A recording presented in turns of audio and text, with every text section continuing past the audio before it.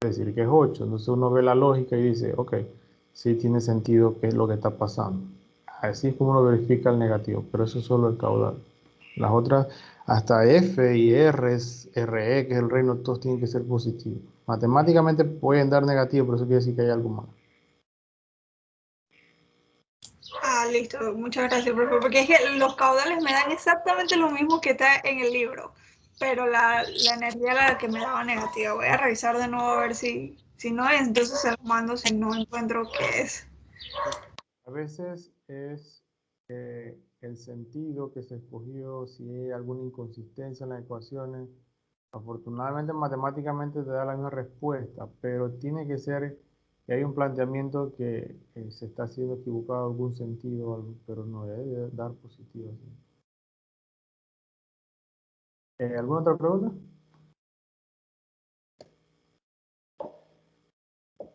Bien, un par de cositas. Pues nosotros hablamos del parcial la otra semana. Sí, eso está bien. Habíamos dicho que mañana íbamos al proyecto. Sin embargo, me asignaron y tengo que ir a Panamá. No vamos a tener clases mañana. Lo que vamos a hacer es que yo, una vez me desocupe, probablemente en la tarde, yo le voy a grabar la clase y se las voy a subir, explicándole el proyecto con la asignación y qué es lo que tienen que hacer con el programa. Eh, Usted lo va a hacer, pues, y si quiere luego en la semana alguna pregunta o después que hagamos el parcial, si quieren alguna consulta rápida, también lo podemos hacer. El proyecto es hasta el final del semestre. No, perdón, ese es un mes, así que podemos contar el mes eh, después que yo lo haya entregado, quizás después del parcial, eso no hay problema. Después podemos fijar la fecha, no sé si la coloqué en el proyecto, bueno, no lo tengo desarrollado. Pero va a ser un mes desde el momento en que usted tenga la información disponible. Eh, y puede ser en grupo de dos, así que ahí se pueden ayudar. Yo les voy a hacer el proyecto como tal, con mi caso, usted va a escoger su caso y lo va a desarrollar y va a proponer soluciones. Así que no vamos a tener clase mañana, pero en la tarde o en la más tarde en la noche yo le voy a subir el video eh, explicándoles pues la asignación. ¿Preguntas? Bien, en pantalla pueden ver lo que es el último tema del capítulo de canales. Como les dije, esto no es evaluación, esto es de conocimiento, porque sí es importante, ¿no? Aquellos que de alguna otra forma más adelante en su carrera tengan que ver con tuberías, ya sea de gases o de fluidos, de líquidos, sí tienen que saber que para poder entender cómo funciona en la realidad un sistema, hay que medir. Entonces, es importante que usted con lo que está aprendiendo entienda cuáles son las variables que necesitamos. Ya usted sabe que necesitamos fricción, eso viene dependiendo del material que se esté usando, hay que irnos a la fábrica. Necesitamos también longitudes y eso es prácticamente el diseño y lo define pues lo físico, cuánta longitud de tubería se necesita. Ahora, para nosotros básicamente es una longitud efectiva de distancia de punto a punto, pero en la realidad hay que considerar un poco más que son los empates, la distancia con los accesorios y ya como usted ve que cuando uno lo lleva a la realidad, pedir tanta cantidad de tuberías que si de repente hay que cortarlo por una curva, ese material que se corta ya en realidad no se puede, no necesariamente se puede usar. Entonces, como usted puede ver, esta longitud que usted utiliza para los cálculos es la longitud de punto a punto, pero en la realidad puede que la cantidad de tuberías que se necesite sea más que eso, por los empalmes, las conexiones, las curvas, los cambios de dirección que existan, y hay que tomar en cuenta hasta inclusive que para poder llegar de un punto a otro, las tuberías tienen un máximo de deflexión permisible, porque si uno las inclina demasiado, básicamente se rompen, ya sea en la conexión o en la misma tubería puede que falle. Entonces ellas andan aproximadamente por los 5 grados, más o menos, menos de eso, entre 3 a 5 grados, de lo permisible que se tiene para ir. O sea que usted puede ir inclinando 3 grados, 3 grados, 3 grados, y usted no necesita tanto una conexión de 45 grados. Lo que pasa es que a veces se venden de 90, es la más típica, a veces hay de 45. En la matemática y en otros países hay de 12 grados, conexiones de 12 grados, pero acá no es algo común que usted encuentre en estas tiendas, así por así. Típicamente son 90. Entonces, cuando usted necesita ir de un punto a otro, ¿cómo hacen? Pues lo que pasa es que sí se permite una cantidad de grados para ir poco a poco yendo de un punto a otro, pero tampoco es que le va a permitir en una distancia corta inclinarlo tanto. Entonces, por eso que a veces se decide poner conexiones de 45 o de 90, ¿no? Para poder cambiar la dirección. Entonces, ahí está la longitud. ¿Qué más usted necesita? El diámetro. Pero el diámetro es el diseño. Básicamente el diseño es el diámetro. Los diámetros comunes son 2 pulgadas, 4 pulgadas, 6 pulgadas, 8 pulgadas. Y cuando ya hablamos, por ejemplo, si prestaron atención los que se quedaron sin agua en Panamá, esas tuberías son bastante grandes. Son tuberías de acero, pero que siguen los mismos principios. Lo que pasa es que los cálculos ya son un poco más diferentes en términos de números por las dimensiones, ¿sí? Pero los diámetros pequeños de media pulgada, un cuarto de pulgada, tres cuartos de pulgada, esos son los que se utilizan en los domiciliarios. Entonces, como usted ve, esos son los diámetros, básicamente están en pulgadas como la gente común lo conoce. Pero si usted va a las especificaciones de esas tuberías, ya ellos las venden en milímetros, 100, 150, 200 milímetros, básicamente están en 50 y 50. Pero a la final se hace de la transferencia y tiene que tener un poco de cuidado aquí. Cuando usted dice 4 pulgadas de tubería, ese típicamente es el diámetro nominal y ese básicamente es el nombre. Cuando usted dice 4 pulgadas, ese es el nombre. En realidad, el diámetro que usted utiliza en sus cálculos es el diámetro interno. Y a veces ese mide, qué sé yo, 4.05 pulgadas. Usted va a otro fabricante y mide 4.1 pulgadas. Entonces, como usted ve, se llaman 4 pulgadas, pero uno cuando va a hacer un cálculo real tiene que ir a la especificación y ver cuánto es realmente el diámetro interno. Entonces, el diámetro que usted calcula en realidad es un diámetro interno. Ahora, profesor, pero los problemas me piden caudal y eso, sí.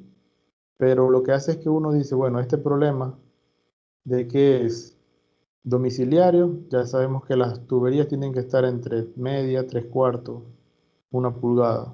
2 pulgadas ya es algo grande interno. Si ya queremos hablar de una calle que está conduciendo el agua, tenemos que hablar de 4 pulgadas mínimo, que es lo mismo que le dan y eso lo voy a mostrar en el video del proyecto. Exige de 4 pulgadas hacia arriba. Si ya vamos hablando de sanitarios, sistemas pequeños, 6 pulgadas, 8 pulgadas, ¿sí? Ya son avenidas principales de ciudades, ahí usted puede ver las 20 pulgadas y más, ¿sí? Entonces, cuando uno dice voy a diseñar, en realidad uno no comienza de cero, uno más o menos sabe cuál es el diámetro y lo que hace uno es que lo sube o lo baja hasta un punto donde se logra todo ese equilibrio que usted está tratando de calcular. Entonces, eso es el diámetro. F por L entre D, V cuadrado.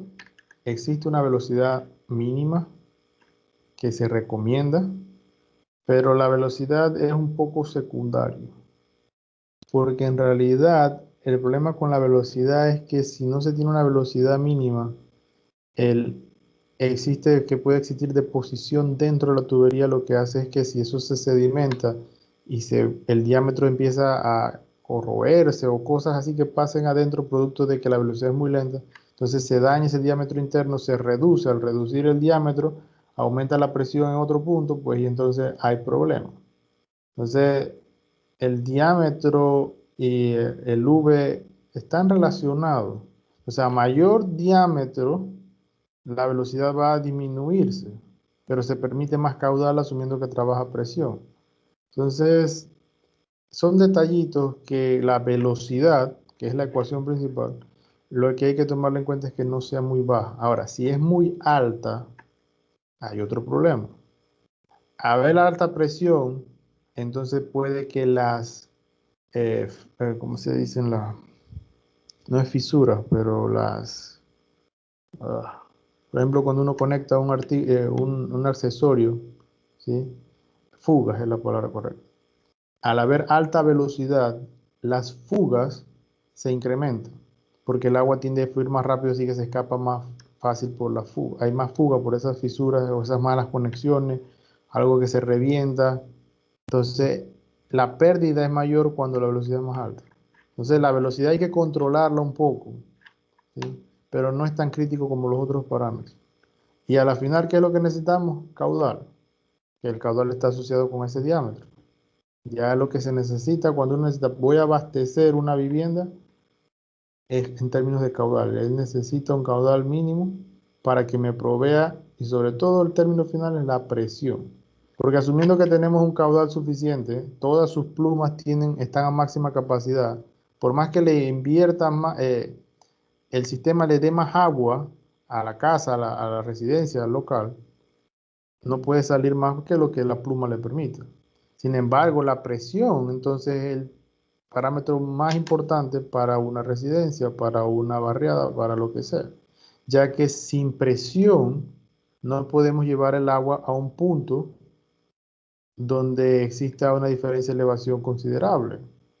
Entonces, por eso que usted puede tener un galón de agua estancado sin presión y usted tiene un galón de agua, usted tiene volumen de agua, usted tiene agua, pero no le llega a un punto X porque no hay presión. Entonces, como usted puede ver, no, a veces no es necesario que, el problema no es el agua, sino la presión. Entonces, a medida que nos vamos alejando así en términos de elevación de la fuente, se necesita más energía para llevarla a un punto alto. Entonces, usted verá en el manual del IDAN cuál es la presión mínima que se necesita fuera de su casa o en cada punto interno de su casa para poder que cuando usted abra la llave de ese lugar, el agua salga con una cantidad suficiente, con un caudal adecuado, y todos en términos de presión.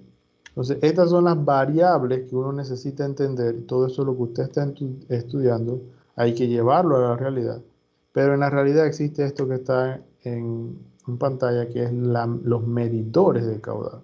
Y no solo son medidores de caudal, también existen los medidores de presión. Lo que pasa es que este libro quizás no lo menciona. Pero todos están basados en las mismas técnicas que vamos eh, a ver así de manera rápida. Ya le digo, esto no es evaluación, esto es conocimiento general, porque sí es importante que si el día de mañana ustedes se enfrentan a una situación donde la hidráulica toma un papel importante, usted recuerde, una de las informaciones más importantes es medir caudal, medir presión, saber los diámetros, longitudes, de qué materiales están hechos, porque esa información es la que nos va a permitir evaluar la condición. Y esto es algo que no solo se utiliza para tuberías, a veces los mismos principios los utilizamos para canales. Aquí lo que yo quiero que usted se lleve el día de hoy es que existen dispositivos que me ayudan a medir caudales, me ayudan a medir presión, hay algunos que son más específicos y miden velocidades, pero mientras usted tenga esa información, usted puede hacer un análisis del sistema y evaluar si está funcionando o no.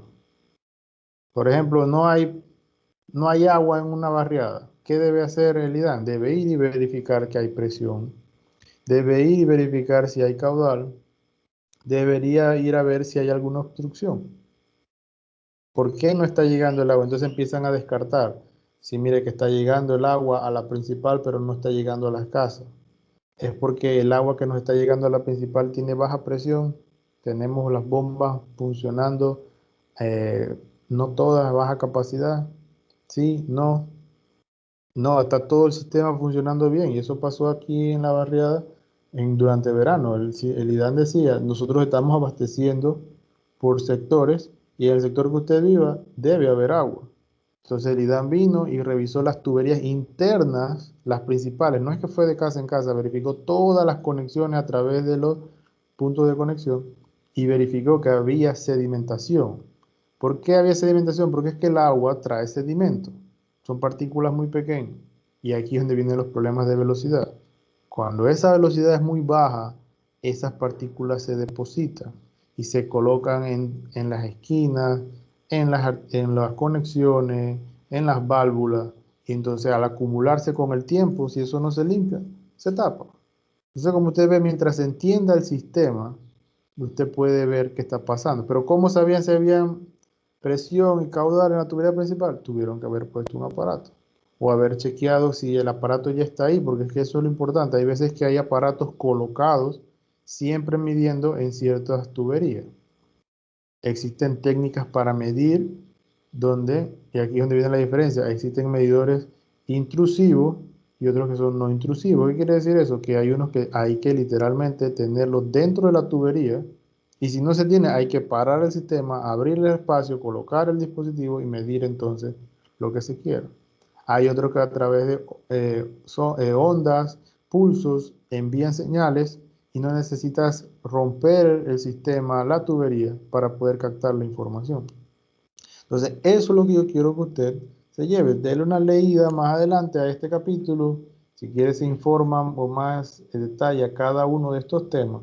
Pero lo que yo quiero es que usted entienda que los medidores en términos de hidráulica son muy importantes porque nos muestra la información real que está pasando. Ahora, es importante que usted también entienda que si ahorita mismo hay agua en todos lados, es porque el sistema tiene suficiente agua y está funcionando a capacidad y todo está bien. ¿Sí? Pero ¿qué pasa el otro mes? ¿Qué pasa el otro enero? El sistema es el mismo, las tuberías no cambiaron, las bombas no cambiaron, pero no existe ese volumen de agua suficiente para abastecer a la comunidad. Entonces, una medición de caudal hoy, que me da un caudal X, no necesariamente va a ser el mismo en un mes, no necesariamente va a ser el mismo en un año. Entonces, esto de la hidráulica, por eso que siempre he enfatizado, a mí no me gusta la hidráulica exacta, porque es que la realidad es que el fluido, el agua, el líquido en la realidad no se comporta así. Existen muchas variables que afectan la cantidad de agua que está pasando por un punto. Entonces lo que uno trabaja es en términos como máximos o en términos de seguridad de que haya suficiente agua. Pero en realidad cuando uno va a un punto, ese valor es único del momento. Eso no quiere decir que siempre va a tener ese caudal o siempre va a tener esa presión. Y uno tiene que trabajar con mínimos y máximos dentro de un rango aceptable. ¿Y quiénes son esos rangos aceptables? Básicamente las reglas que nos imponga el lugar o el país. Entonces, ahí hay ciertas reglas que el IDAN tiene establecidas que hay que cumplir. No son muchas, en otros países usted puede ver muchas cosas más especificadas que hay que cumplir. Pero mi punto es que lo que el medidor diga, eso es en ese momento. Pero puede que el sistema cambie porque hay más demanda de un lado, el volumen de entrega varió, se dañó una bomba, ahora nada más en vez de dos hay una. Entonces ve que eso va a cambiar. Entonces cuando usted hace una medición, no puede decir que el caudal que dice ese aparato, ese es el caudal que va a pasar siempre allí. Eso puede ser que en ese momento puede ser tan alto como tan bajo. Entonces por eso que es mejor hacer mediciones periódicas, mediciones continuas, por largos periodos de tiempo para ver cómo se comporta el sistema. Estos aparatos lo único que están midiendo es el caudal, la presión que está ocurriendo en ese mismo instante que está haciendo la medición. Así que hay que tener un poco de cuidado, porque no podemos decir que si el medidor dice tanto, ya ese es el caudal que siempre va a pasar por esa tubería, ¿no? Eso es, acuérdense que caudal es cantidad de volumen de agua por unidad de tiempo. Si el volumen se mantiene, pero ese volumen que pasó ocurrió en un tiempo diferente, pues, caudal es diferente. Pero el área va a permanecer constante. ¿Por qué? Porque usted no va a poner una tubería y le va a aumentar o disminuir el tamaño en un periodo corto de tiempo. No, cuando hablé antes de que se deposita el sedimento, eso es meses o años, dependiendo de qué tan turbia es el agua. Entonces, cuando uno hace un análisis, uno piensa siempre que el caudal, el término de área es constante. ¿Por qué? Porque se trabaja a presión. Ese es el principio de todo esto de tubería. Se trabaja a presión, eso quiere decir que el tubo siempre está lleno. Entonces lo que va a cambiar es la velocidad. Si el caudal cambia, es porque la velocidad cambió, no porque el área cambió. El área sigue siendo llena toda la tubería y la tubería es la misma. Entonces, al cambiar el caudal es porque cambia la velocidad. Y esa velocidad, como ya usted sabe, por los principios de energía, P entre gamma más Z más V cuadrado entre 2G, entre dos puntos, si la fuente pierde una carga, va a repercutir en la velocidad, por consiguiente va a repercutir en el caudal. Así que si usted está haciendo una medición de caudal en un punto, puede ser que en ese mismo punto, días después o meses después, ya no es la misma. Entonces, no haga una conclusión directa de estos aparatos, porque estos aparatos lo único que están midiendo es la variable en ese instante. Entonces, de manera general, existen los medidores de masa. No son muchos, como usted lo puede ver aquí. Básicamente lo que utilizamos son los medidores de volumen. Existen, como dice aquí, depósitos calibrados, pistones con movimiento alternativo, anillos ranurados giratorios, discos giratorios, paletas deslizantes. Cada uno es un principio diferente. Pero ¿qué es lo que está tratando de medir? Es volumen por unidad de tiempo. Depende cómo esté el aparato, así mismo será cómo funcione. Pero usted no ve eso. Usted al final lo que ve es una pantalla digital que dice el caudal es 5, 10, 15 metros cúbicos por segundo, centímetros cúbicos por segundo, galones por minuto, lo que sea la unidad. Cómo funciona, a veces eso no es relevante y por eso que yo digo que esta clase a mí me gusta darla en una clase corta, porque en realidad cada aparato es diferente, cada aparato tiene su matemática, su física, su calibración. Y al final lo único que me interesa es que usted tenga un aparato, coloque en la tubería y sepa cuánto es el caudal de ese instante. Usted tiene que analizar esta condición, es la condición promedio, es la condición máxima extrema, la condición mínima, ¿sí? Entonces, hacer una evaluación del sistema lleva más de allá de una medición, pero usted necesita un aparato. Eh, Como dice aquí, hay algunos específicos para gases. Eso sí es importante. Cuando usted va a comprar o va a utilizar un aparato para medir, tiene que preguntarse qué mide este aparato, para qué sirve. Estoy tratando de trabajar pues, en una propuesta con el Senacid y tenemos que comprar estos medidores de caudal. Cuando uno ve en Amazon y pone medidores de caudal, usted encuentra tanto para gases como para líquidos y el dibujo, porque lo más que uno ve un dibujo, una foto, es el mismo. Pero cuando uno va a leer dice especiales para gasolina. Como usted puede ver, esos son un poco más costosos porque es que están diseñados para un fluido que tiene cierta densidad. Entonces no es que usted simplemente mida, compre o le consiga pues, un medidor de caudal porque así se define, ¿no? Usted tiene que preguntarse para qué ese medidor. Hay unos exclusivos para agua, otros para gasolina, existen otros para altas densidades, existen unos que son para gases, ¿sí? Y así mismo va a ir el costo. Entonces tenga cuidado al utilizar un medidor, qué es lo que puede medir y cuál es la precisión que tiene ese dispositivo. La calibración es otro tema porque la calibración es, usted tiene el dispositivo para lo que lo necesita, vamos a decir que él funciona, pero él tiene un sistema que gira y ese al girar pues necesita unos, qué sé yo, cauchos para que él se mantenga en posición. Si esos cauchos se desgastan, él va a seguir girando y va a seguir marcando. Entonces la calibración está en que usted periódicamente verifique que lo que está registrando el aparato es lo correcto. ¿Cómo se hace eso? Bueno, usted necesita otro aparato confiable, otra técnica, ¿sí? Que le permita a usted saber cuánto es el volumen en la unidad de tiempo y que usted determine que lo que el dispositivo está diciendo es lo correcto. Típicamente eh, los dispositivos nuevos vienen calibrados. De repente, si el uso es muy continuo, cada año debe hacerse una calibración, cada 5 años si no es mucho. Si está en ambiente que tiene mucho polvo, puede que dañe algo del sistema. De repente es más manual, más como un pedazo de metal. Y son, como digo, pues, cauchos que son visibles. Usted puede ver si los cauchos están más pequeños porque se han desgastado, etcétera, etcétera.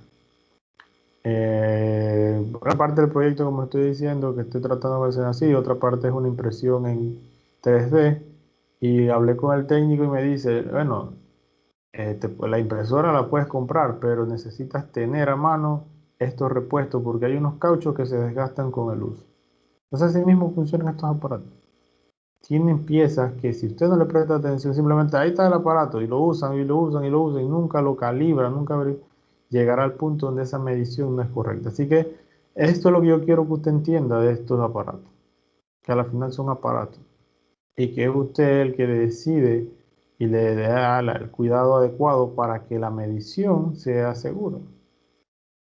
Entonces existen otros dispositivos que son los que se ven en laboratorios que todavía no se sabe nada.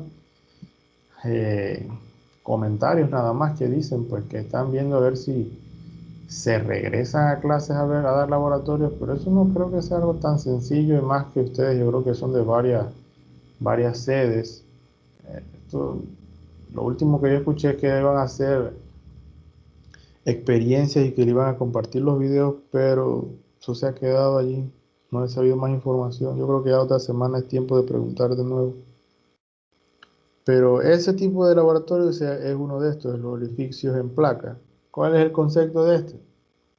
Colocar dentro del sistema un aparato y dentro del aparato se tiene una configuración de diámetros conocida, tal que cuando el fluido entra por la entrada, pues, pasa por ese sistema, como ese sistema ya se conocen dimensiones, diámetros, y en este caso el que estoy señalando aquí hay orificios con contracciones. Esas contracciones se pueden calibrar, por consiguiente se puede decir cuánto es el caudal que está pasando, e inclusive se puede hasta medir la presión. Pero estos sistemas son intrusivos. Eso quiere decir que usted necesita conectar esto dentro del sistema.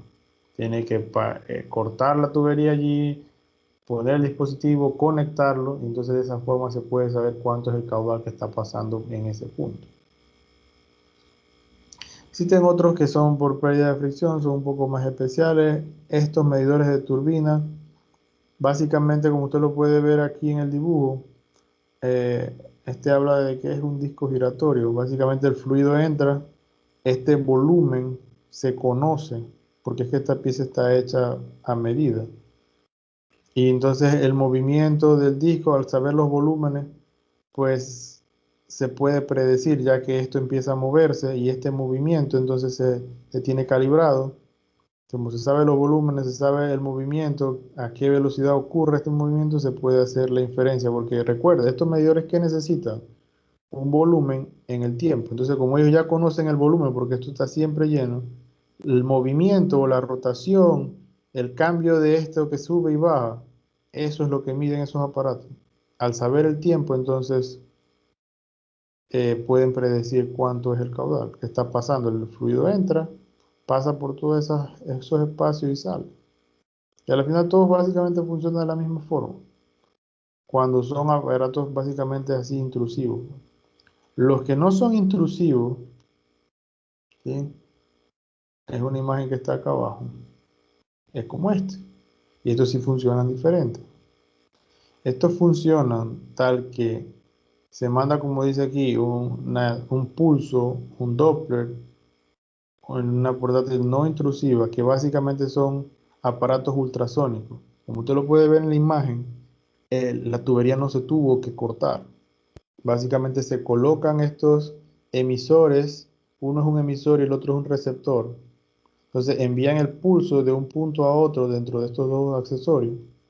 Y el tiempo que demora en llegar la señal, que estos son fracciones de segundo, pero como son dispositivos especiales, captan la señal, la corrigen y estiman, bueno,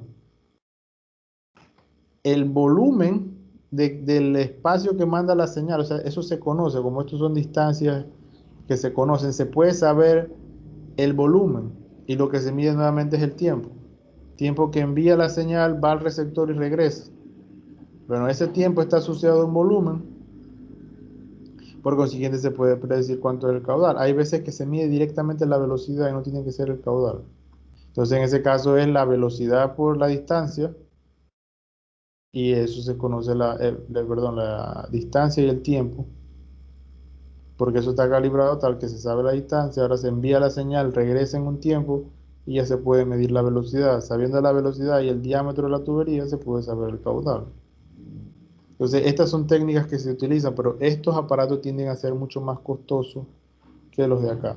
Ahora, en la realidad, cuando les dije el proyecto que voy a hacer con Senacid tiene este principio, que básicamente es un dispositivo pequeño donde el agua entra, esto gira, se conoce el volumen, el movimiento giratorio se asocia a un tiempo y se puede predecir el caudal.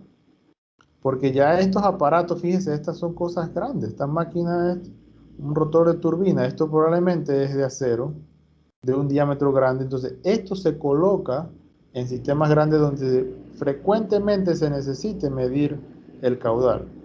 Estos que están acá básicamente son los que, así yo me estoy imaginando el que podría utilizar con el Senacid. Básicamente esto está conectado a la tubería y esto es un aparato. Y acá arriba está el lector. ¿Qué es lo que está pasando internamente? Ya les expliqué. Entonces, existen medidores pequeños para cosas pequeñas de tuberías convencionales. Hay otros que son más grandes, que son de otro material y propiamente se colocan en el sistema y se dejan allí porque siempre se necesita estar midiendo. Hay otros que son instantáneos, se necesita, bueno, o sea, quiero saber cuánto es el caudal, habrá que ver si es intrusivo o no. Hay otros que se comportan a través, como le digo, métodos ultrasónicos que básicamente son señales que se envían, impactan en el sistema, ya sea una partícula o un punto, rebotan y esto se recibe la señal. En laboratorio, básicamente se ve este principio, que es los de Venturi.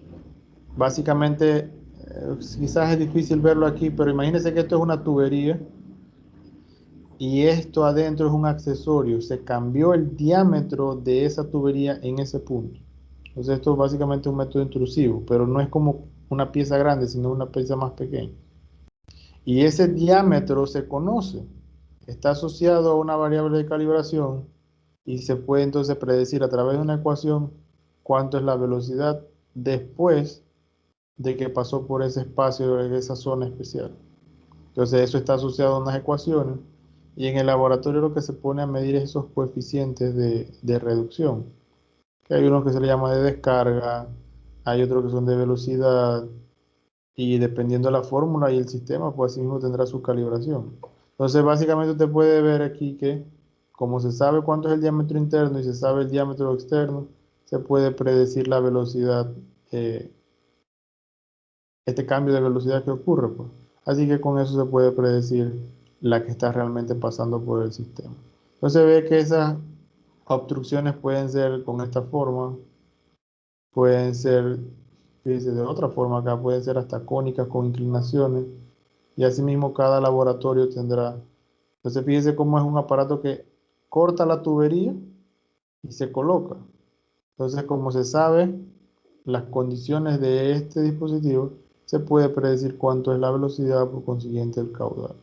Aquí en el libro le explican un poco de ecuaciones, pero no creo que sean tan relevantes porque cada dispositivo trae su set de ecuaciones, su calibración. Entonces, esta matemática es exclusiva para lo que el libro está señalando. En la realidad, si se usara ese sistema, hay que ver el manual del dispositivo, cuáles son las ecuaciones a seguir, cómo se calcula la velocidad, pero el principio es el mismo, una obstrucción en el sistema que se conoce cuánto es el diámetro y ese diámetro está asociado a una ecuación calibrada por el que hizo, la que fabricó ese accesorio y en base al diámetro y algunas condiciones especiales se puede calcular a través de la ecuación cuánto es realmente el flujo que está pasando.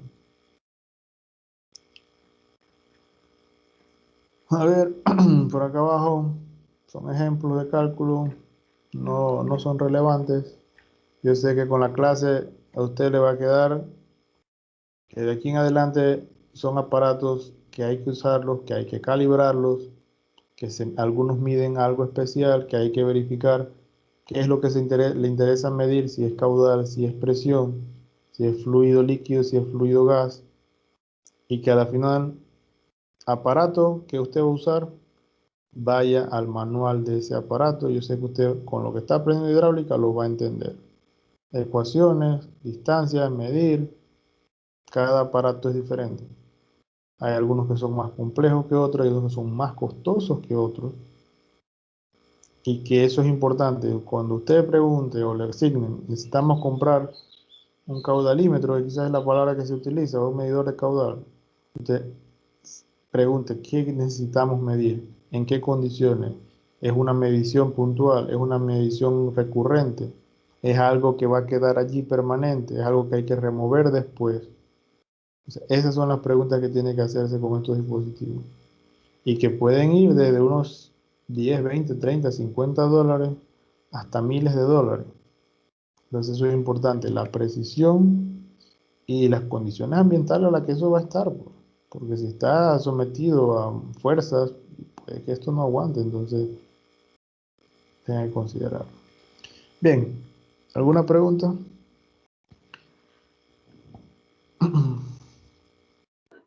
Profesor, buenos días. Yo tenía una consulta.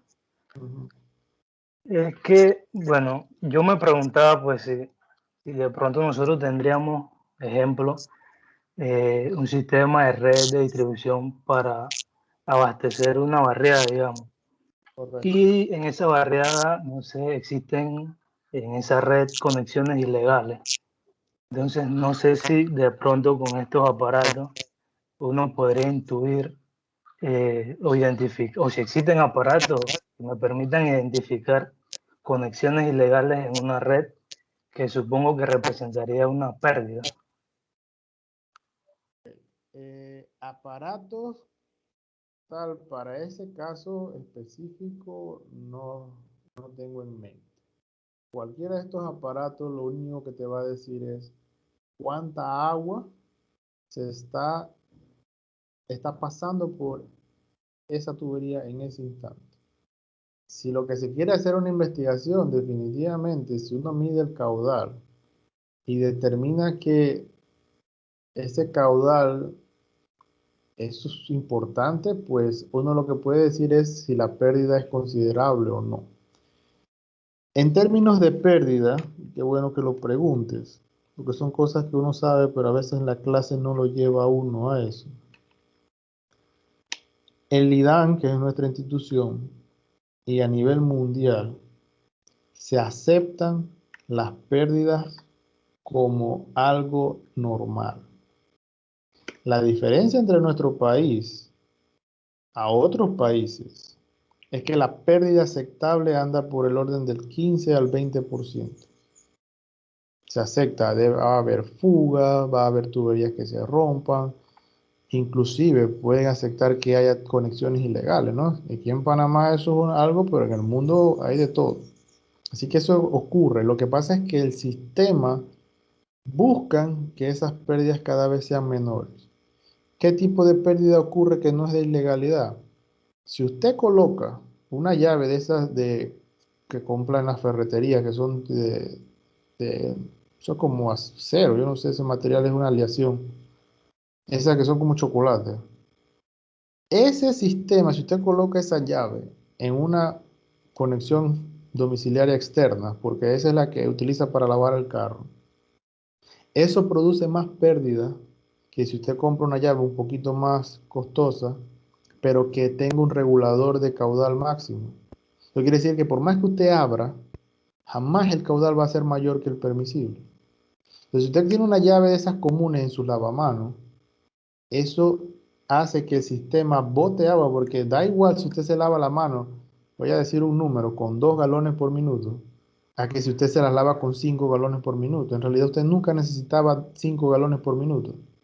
Pero cuando usted abre esa llave, y lo llave uno por intuición, la abre completamente, allí ya hay una pérdida. Entonces las pérdidas no es algo como que no se considera. Entonces el sistema, en el caso de la calidad, sabe que eso ocurre y lo que hace es que aumenta la capacidad, la potabilización del agua, la presión y todos estos caudales que envía sabiendo que la pérdida existe. Pero ¿cuál es el problema aquí en Panamá? Que probablemente nuestras pérdidas anden por el 30, 40 y en algunos casos pueden andar por el 50%. Entonces ahí es donde viene el problema. ¿Sí? Se conectan ilegal, sí, va a haber pérdidas, existen, si hay comunidades, usted investiga y quizás usted pregunta porque usted sabe de conexiones y ilegalidad, eso existe, eso debe corregirse, pero es el sistema el que debe ir corrigiendo eso. No se hace por política, porque desconocimiento, falta de recursos, yo no sé. Pero las pérdidas aquí en Panamá son bastantes. Entonces, el IDAM pues debería tener un departamento que se encargue de revisar esas conexiones ilegales, de cerrarlas, para que el sistema sea más eficiente. ¿Por qué? Porque entre menos pérdida, no necesitas potabilizar tanta agua al mismo tiempo, lo que hace que el recurso sea mejor utilizado y el económico sea más bajo. Pero si seguimos permitiendo ilegalidades, fugas por todos lados, ¿qué va a pasar? El sistema no lo va a corregir, así que lo que tienes que aumentar el bombeo de agua, la potabilización, hacer más potabilizadoras, extraer más agua de los ríos. Porque si no cambias el sistema, que es el de transporte del agua, no lo mejoras, entonces va a ser. Estos aparatos lo que me van a ayudar a mí es a identificar esos caudales, pero para poder hacer un estudio, determinar si hay deficiencia o no. Pero ya de aquí quedas en la comunidad de denunciar pues esas cosas y tratar pues de que las cosas se hagan bien, pues. Porque es que al final todos deberíamos pagar nuestro impuesto, ¿no?, del agua, pero no se hace en algunos casos y ya eso es otro asunto. Pero no, estos aparatos usted puede colocarlo en un punto que usted ya identificó como un punto eh, de ilegalidad y usted dice, demostramos que aquí el caudal es tanto, este caudal es mucho más alto, porque ¿qué pasa? Las personas dicen, yo no estoy pagando, voy a abrir la llave cuanto me da la gana y boto agua. Entonces, si se puede medir eso, queda como evidencia de que se está desperdiciando más de lo que una casa común utiliza. En promedio, y eso lo veremos en el manual del IDAN, cada persona debe gastar como máximo 100 galones por persona por día. En otros lugares, en otros países, se estima que eso debe andar por la mitad de eso. Que con 50 galones, más o menos 50, 60 galones por día, por persona, es suficiente para que uno tenga una vida digna. Pero ¿qué pasa? Hay lugares que consumen 120, 200, 400 galones y ya entonces donde empieza el sistema a no funcionar. Bien, ¿alguna otra pregunta antes de acabar la clase? Sí, profe, otra consulta. Es que usted mencionaba que las ecuaciones de Kuhle-Brooke y Nikuradse trataban como de simular lo que era el diagrama de Moody. Correcto. Entonces yo uso la HP 50D y creo que ella como que tiene integrado el diagrama de Moody y tiene una función, la función Darcy, que me permite calcular el factor de fricción en función del Reynolds y la rugosidad relativa, pues. Entonces yo quería saber si en el parcial, en lugar de plantearle las ecuaciones, podría plantearle la función que tiene el HP, que en mi caso creo que me resultaría un ahorro de tiempo y, en cuanto a meter esa ecuación como tal en la HP. Eh, Darcy, como tal, Darcy, eh, creo que cuando el HP dice Darcy debe estar usando alguna ecuación específica. Habría que ver cuál es la que está utilizando y probablemente sea la Coulomb. Probablemente sea la Coulomb. Entonces, en términos de eficiencia del parcial está bien, tú puedes usar Darcy, tú puedes usar tu 50G, no hay problema. El detalle es que si esa ecuación que dice Darcy, que es la que dice el programa, está usando Nikuradse, entonces hay que asegurarse de que se esté haciendo para turbulencia completa. La verdad que yo no sé cuando me dice Darcy qué es lo que está haciendo la calculadora. Así que si pudieras de alguna forma determinar si está usando Kuhle-Brooke, Nikuradse o Swami James, yo no sé qué está usando, o las mismas ecuaciones originales de Darcy, pero entonces ahí tendrías que ver el factor C y entonces habría que ver cómo lo calcula el programa. Yo tengo un poco de cuidado en ese sentido, pero para efectos del parcial yo no me preocupa tanto como lo vayas a calcular. Puedes usar la calculadora. No te va a cambiar la respuesta tanto, y más si yo veo la lógica bien, para mí está bien. Pero en términos ya más de si esto lo quieres llevar a la realidad, sí tendrías que tener cuidado porque habría que ver qué ecuación está usando la ACPG, la 50G, para calcular esa F. Porque, como te digo, es iterativo. Tú calculas una F a través del diagrama de Moody. Esa F te permite calcular algo, pero cuando calculas el Reynolds real, tienes que verificar que la F calculada está, la ecuación está funcionando en el rango del Reynolds que es. Entonces ves que hacerlo con diagrama de Moody es iterativo, obligatoriamente, aunque sea una iteración, ¿sí? Una verificación hay que hacer, pero para efectos del parcial no hay problema. Yo no tengo problemas con eso, con que sea una solución. Y quizás no es la precisa exacta, pero para la realidad sí es importante porque, ya te digo, estos factores de fricción, cuando las longitudes son kilómetros, wow, hay veces que cambia completamente un diseño por simplemente tener una F que no es la más acertada. ¿Algo más?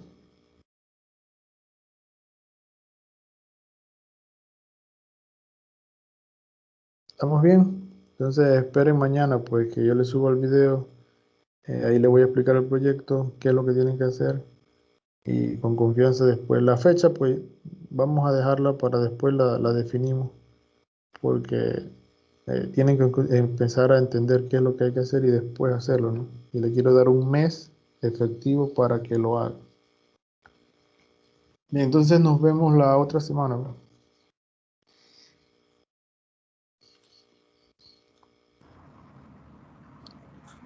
Gracias.